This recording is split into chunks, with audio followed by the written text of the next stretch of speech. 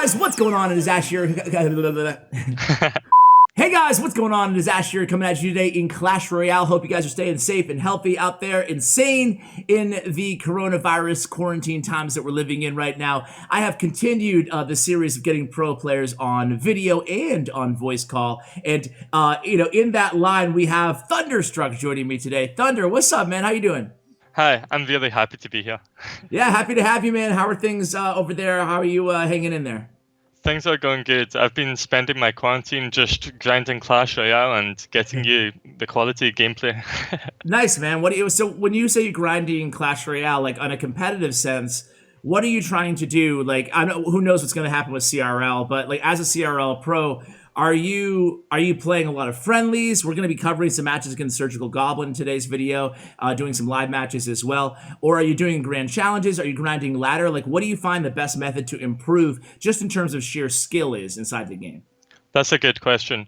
I believe it's important to get a balance of both ladder and friendly battles for getting yourself to the top level that you can possibly get. What I like to do is I like to find players who are really consistent and really high skill to grind friendly battles with. In this case, it's Surgical Goblin. He's another grinder. And then on top of that, ladder is extremely good practice to face players that are really good with their deck. And then it helps you master your own deck. Yeah, absolutely. So when you're facing a guy like Surgical Goblin, or for my viewers, like if they're facing against one of their teammates in a friendly battle, are you practicing matchups and then on ladder you try to implement that kind of? Pretty much. If I have a deck in mind that I'm planning to play in a league such as CRL, I'll be practicing that deck on ladder, and if I expect my opponent to be playing, let's say, Hoggies, for example, I'll be asking my teammates if they could also use Hoggies so I could master that matchup especially. Okay, yeah, that makes sense, man. What do you think, just kind of before we get to Graveyard, that will be the subject of today's video, guys, don't worry. But before that, like, what do you think of 2v2? Did it grow on you as a competitive, like, as in your history as a competitive player, did the game mode grow on you? Like, what do you think the strategy ceiling is for a mode like 2v2? Another good question. I'd say 2v2 is probably the most competitive game mode in Clash Royale. Wow. Yeah. Okay. And this is because matchups are not a very important factor in 2v2. And you'll hear this from a lot of top players. 2v2 isn't really matchup dependent, whereas 1v1 is pretty matchup dependent. So this is why I'd say 2v2 is a very good competitive game mode. Wow, I'm surprised that you said it's the most competitive game mode in Clash Royale. I love that, though. Are you one of those players who's in favor of like a 2v2 ladder system? Yeah, definitely. I'd say the only downside of 2v2 is it's pretty hard to spectate from a viewing standpoint. Yes. Since there's so much happening, it's impossible to keep track of every single player's cycle, invitation, and elixir. So I'd say that's the downside for 2v2. Yeah, one final question on 2v2. Do you think that the key to success comes down more to the decks that you're using or more to just communication? For 2v2, I'd say it's probably communication.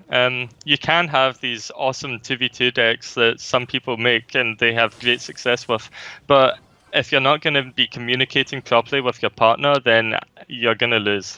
Yeah. Good points. All good. Interesting to hear your thoughts on 2v2. Now talk about Graveyard. So Graveyard has, I don't know if it's never been better, but it's strong compared to where it's been in the past. Why is it so strong, first of all, and then why do you like this deck as your favorite Graveyard deck right now? So recently Graveyard has become massively popular. It's probably the most popular win condition at the moment. And I'd say this is due to the rise of Mini P.E.K.K.A. Mini P.E.K.K.A. kind of does not do very well against Graveyard because there's all these skeletons and you'll never be playing a Mini P.E.K.K.A. inside a Graveyard. But let's say if Valkyrie was popular, you play Valkyrie inside a Graveyard all the time. And these two cards are very interchangeable in a lot of decks. And since Mini P.E.K.K.A. is so strong right now, it's kind of replaced Valkyrie in all the Valkyrie decks. So that means Graveyard is really strong because of that. Awesome. And why do you like this Graveyard deck, the Barbarian Hut version, right now as your fave? So Barpod is actually super strong right now, and when it got buffed, I wasn't sure about it at first, but after doing a lot of testing, it's really good. And this is due to it's really good to just destroy all these ground pushes, such as giants, wall breakers. It's even quite good against mini P.E.K.K.A. And because of that, I'd say Barpod is better than Bomb Tower on this deck. Okay. Sounds good, and I'm excited to review these matches. Let's go ahead and, before we go to the first one against Surgical Goblin, the one at the top, I just wanted to ask you in terms of, we've covered Graveyard here like every other deck after 4 years of Clash Royale, right? We've covered every deck so often, but if you could kind of surmise, if you want to be a great Graveyard player, fill in the blank, what would it be to my viewers? Like, what would your piece of advice be? Like, what's the number one fundamental, besides be patient, because everybody says everybody says be defensive, but like maybe is there one card or one, like is if you don't have an answer for that right now, we can like think about it in this first replay. But like I'm just thinking, like, besides being patient, what is the key to success with Graveyard? I'd say the key is to be patient. You're like, it still is the key. I'll expand on that just to be nice. Expand on it. So the main thing, the part about being patient, is you really want to be counter pushing with your graveyard attacks. You only really need one solid graveyard push to sometimes win a game. So you want to wait till the perfect moment to play that graveyard, and then it just destroys their tower. And this is usually in a big counter push. Okay, great. So don't be super aggressive. You don't have to play a Graveyard on every counterattack. Play it one time sometimes when you know the opponent doesn't have the answer or whatever, and you'll be good. All right, let's go over the first one here. Let's press play in 3, 2, 1, go. So going against Surgical here, he's starting out with Lava Hound. We're going to cover Lava Hound first. So yeah, feel free to bring us into your mind here, into your brain, and talk about this matchup and talk about like what your decision making was. So a popular misconception about Barpod is Barpod decks lose to these big tanky air decks such as Lava Loon. But with this deck, that isn't actually the case. Because you have so much air cards like Baby Dragon, E-Wiz, Mega Minion, you actually have a really good job to clean up all these Lava Hound pushes. And unfortunately, he plays Lava really early on, and I don't have the right cycle to pressure him. But I know I can just defend pretty easily, and then, as I said, I'd have a nice counter push. So not afraid to use all 3 air cards here in the beginning. Yep. But you know you're going to be able to stop it, so you're cool. Yeah, and this is where Barpod comes in really handy. I can use 3 of my air cards on the Lava Hound, and then I have Barpod to cover the Loon. Yeah, and Surge puts a lot of pressure on you here, but the Barpod has so much HP that it doesn't, and the Barbarian spawning distract the minions, so what a great defensive sequence. Yep, he spends 8 elixir to defend this 7 elixir Barpod, so that's a positive elixir trade. Yeah, indeed. So now Surge has the Barbarians kind of selected, now he switches over to the Lava Hound. What's going through your mind right now? So against Lava Loon, their main defense for Graveyards, and this is something you want to always keep in mind when you're playing Graveyard, what they have to counter Graveyard. His main defense for Graveyard is Barbarians. So when I'm doing a Graveyard push, I either want to do it when he's low on Elixir, like right now, and then I want to poison the Barbarians when he plays them. So yeah, I get a nice poison. So for that reason, you knew that there was a chance he might play Lava Hound there, but you still played the Knight in the back because you weren't going to pressure because you knew he had Barbarians in hand. And single elixir especially, you want to be playing really patient. And I actually mess up an E-Wiz there, but it's fine. We have all these big cards, and even though we'll be taking a balloon hit right now, we have this really tanky counter push, and we'll be doing a lot of damage. And you decide to Graveyard here? Yes. He gets a nice fireball, but it actually pushes my Baby Dragon out of range. Okay, so Baby Dragon helps out a little bit against those Barbarians. And you've already gone in with 2 Graveyard pushes here in single elixir time, or excuse me, in regulation time. But I assume this is a lot matchup based because he's playing a beatdown deck, so you have more opportunity to play. Is that correct? Yeah, definitely. Because his defense is Barbarians, and I don't really have that good of a way to kill Barbarians, I'll either be able to outcycle his Barbarians or play Graveyard when he has not enough elixir, or I can just do lots of chip damage over time. And I kind of do all three of those things in this match. Yeah, and this is at the end. It's still kind of close at this point, but that last counterattack was just so huge for you, and he couldn't stop you. He's using all of his ground cards. You're able to I think poison that's him a out. graveyard, but yeah, it works out. Yeah, you had the poison in the graveyard positioning. What is the optimal graveyard positioning for my viewers right now? I know sometimes I see players play the graveyard so that it is all the way to the left, so there's like no room next to the small side of the radius, and then some players play it more towards the center a little bit. Why do you use those different placements on graveyard? There was an interesting Twitter conversation actually about this a few days ago, where a lot of CRL pros chipped in their opinion, and it's actually very matchup based. And for example, if they're playing Valkyrie, you want to be playing the graveyard a little more closer to the tower, so the skeletons are all around the tower instead of focused on one side.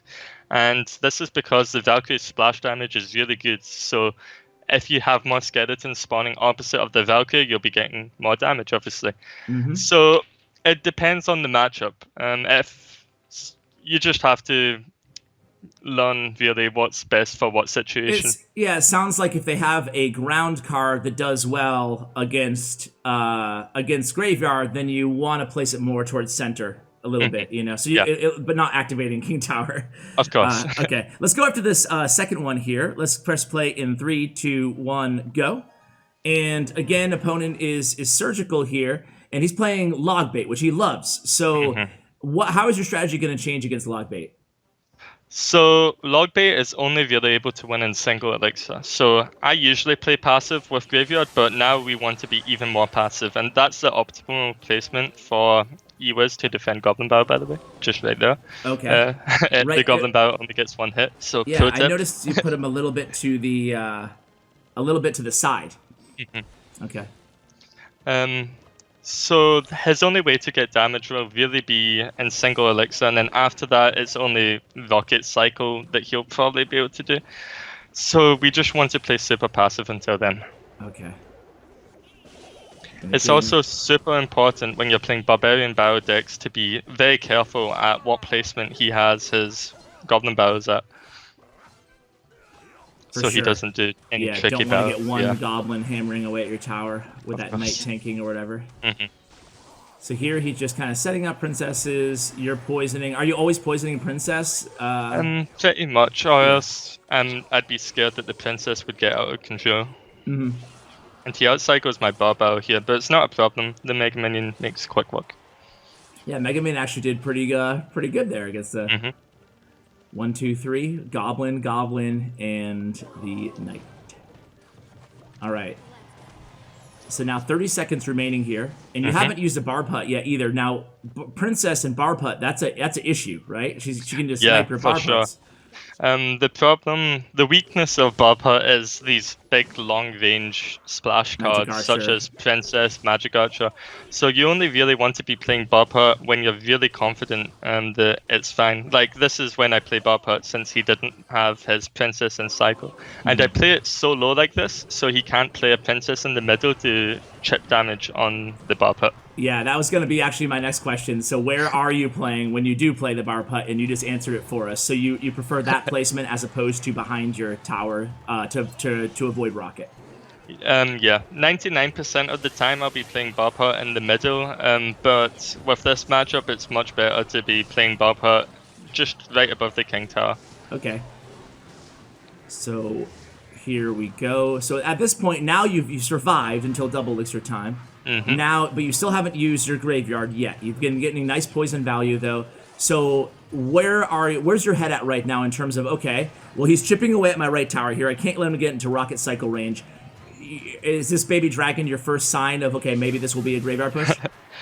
Pretty much. With my graveyard pushes, because his main counter to graveyard is really Goblin Gang, I always want to have poison with the graveyard. So as you see, the Goblin Gang does really well against the graveyard right here. Yeah. But you do take out the princess, you get more damage onto that tower, puts you in the damage lead. Doesn't even feel like you should be in the damage lead right now. It feels like he's gotten way more damage than you have. He's been in control the whole game, yeah. So here he delays, thinking a graveyard might be coming. So I expected a Goblin Barrel, which is why I played the Mega Minion. And I get a really nice Ewas right there, because I'm always looking at where he's going to play his Goblin Barrel.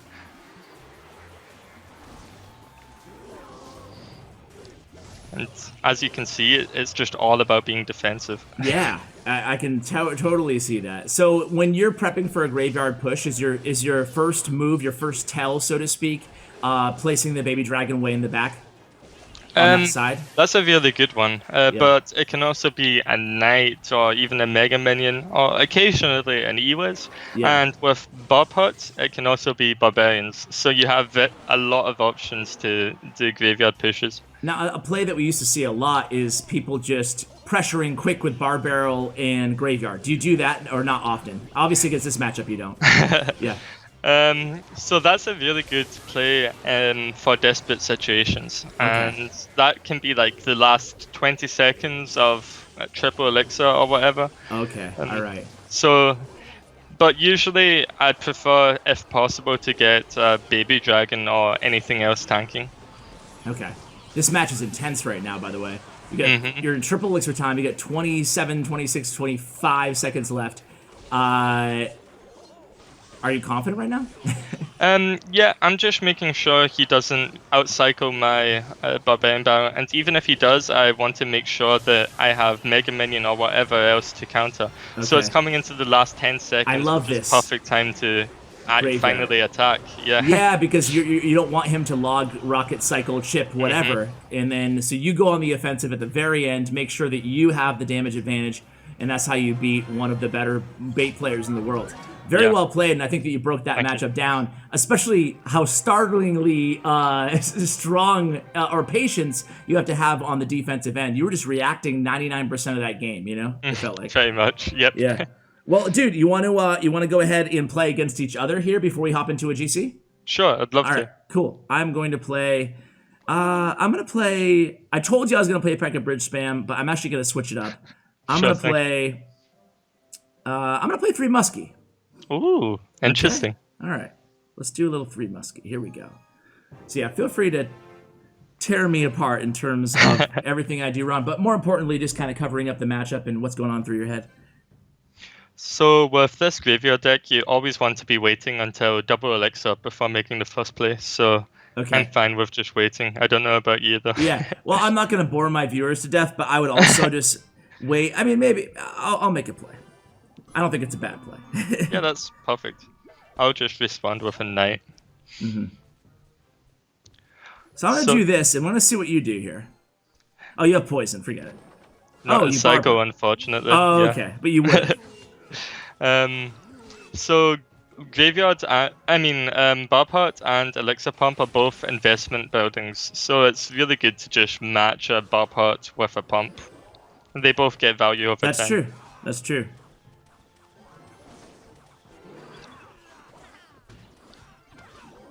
I like to see that.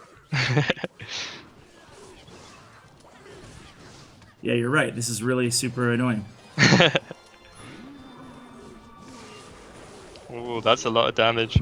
Yeah, I think that might be tower down. You're good, you're Royal good. Ghost. Come on, Royal Ghost. Help me out, bro. Alright.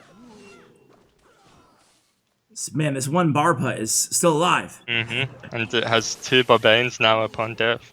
Yeah. So I can't... My issue is that I can't really... I'm curious to what you do here. We'll see. I'm just gonna leave that because I have so much of a damaged lead. Yeah. I don't really want to be playing poison, especially when you're playing 3 Musketeers. Yeah. And there's only 1 minute 10 seconds left, so it's fine.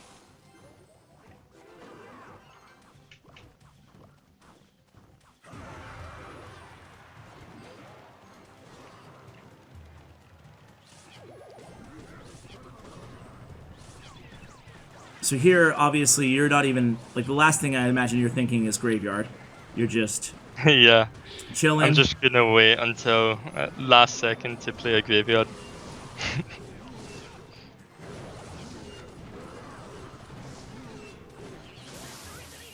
Ooh, going for a tower trade. Yeah, well, I have no options. I don't have much of a choice. It's the right play. Yeah. that one defense I had there. Yeah. I think like kind of a panic royal ghost, but yeah. That's alright. So you can see how strong the deck is. It has so many defensive options. Yep. Yeah, it's tough to like at this point. Obviously, with 7/6 left, I'm not going to break through. But it's tough to even break through once you make a mistake against Graveyard. You know, because I feel like you can defend with the best of them. Yeah. Okay. Well, let's go ahead and do a GG's. Let's go ahead and do a grand challenge match. Sure thing. Cool. So we'll see what the Clash Gods give us here. How about I was like going to enter a grand challenge? Like, nope. We're watching him. Close one. You're on your mini account, by the way, guys. Every time I have a pro like on their mini account, they're like, dude, why are they level 12? All right. So we'll come back at you guys when we find a match. All right, here we go. All right, so we're not at the end of a grand challenge. Just wanted to do it live for you guys, and he's on his mini account at 4,000 trophies, so I figured this would be more fun. Oh, giant skeleton. Interesting. Yeah, right? All right, wait, Giant Skeleton's kind of semi in the meta right now, a little bit. Yeah. Okay. Maybe. It's been making a comeback in The Hog Clone deck? and Hog, yeah. Yeah. I saw, I was watching last night Yosoi Rick play Giant Skeleton at like 8,000 trophies. All right. So here I'm we not go. gonna give you just This- playing passive. It's actually kind of cool that this that we're facing like a super random weird deck because this mimics what you see in the arena and like random trophies, you know? So strategically, when you don't know what the heck the opponent's playing because they're playing the craziest deck ever, you're being, I imagine you're just being even more extra patient with no graveyards. Yeah, for sure. Unless they screw up big time. I want to know his counters to graveyard and his win condition before I really do anything. Got you. And we know his win condition is Balloon, so that's really good for us since we have so many defensive options. Yeah. So I noticed that you're not like in that situation. You didn't barb hut. I didn't have it in Cycle. Oh, okay. I knew you were going to bring it up. Okay. But yeah, I would have usually barb hut there. Oh, graveyard. Whoa, my man. He knows big- what he's doing. Hey, he could break through here. Maybe. Nah, forget it. Yeah, he's not going to break through. Too much HP. E-Way's opposite lane. Yeah. And he wasted so much elixir trying to do it. And he has to defend both lanes on the counter push, or else barbarians will do crazy damage, and it Yeah. looks like he won't be able to. Yeah. Yeah, so that's this one again is kind of already in the bag, so I guess, right? Yep, another easy dub. Yeah, let's go ahead. Let's do one more. Want to do one more? Sounds good. All right, guys, we'll fast forward, come at you at the end, and we'll see the next one. Okay. And it's ending as you would expect, guys. There you go, 3 crowns. All right, into the next one. I'll queue up immediately. There we go. Oh, and we're in. All right, we are in, guys. All right, this guy, we'll see. I have a better feeling about him. My poor viewers had to suffer through me playing you and then that dude playing you. I'm Let's sorry, get- viewers. No, I would usually wait until double, but because of the viewers have suffered enough. Oh, oh, maybe another log bait matchup. Barbara isn't very common with log bait, so who knows? He could be playing a crazy deck. Probably. I'm going to go crazy deck. Yeah, leaking elixir is fine with a deck like this, since you just really want to wait until double. Okay. You'd rather react. So mine or mortar, maybe. Yeah, that's probably the most likely option. Either minor mortar or some crazy. It looks like minor mortar. Yeah. If you have like an elixir lead in say single elixir time with this deck, would you rather attack with a graveyard or just stack up barb huts in single elixir? Both are good options. Like our match together, I knew if I did a graveyard, I had such an elixir lead that I could pretty much take the tower. So Gotcha, it's very yeah. situational for what you want to do. Okay.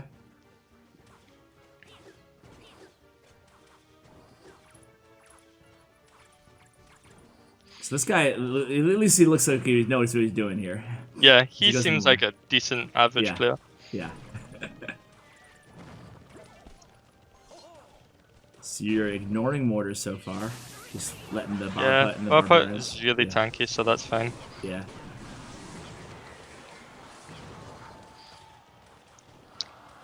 This should be good damage. 1, maybe 2 Mega Man. 1. Yep. I'll take it.